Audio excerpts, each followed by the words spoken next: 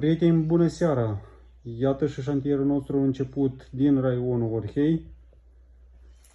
Realizăm apeduct, canalizare, încălzire și condiționare de la o pompă de căldură și o centrală pe gaz. Canalizarea parțială nu am realizat-o noi, a realizat-o o echipă care a plecat de aici. O vom reface, o vom face ca să fie, ca de obicei, fantastică.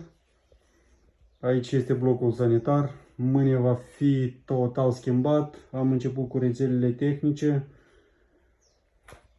Amplasamentul pentru centrala termică. O vom înlocui. A fost una veche. Va fi montată una nouă. Aici este distribuția apei în această locuință. Totul ca la carte, apă caldă, apă rece și recirculare din fiecare punct. Cam astea sunt pentru ziua de astăzi. Și aici deja polistirolul este montat. Se ansamblează distribuitorul colector pentru pardosea și centrala termică este în cutie.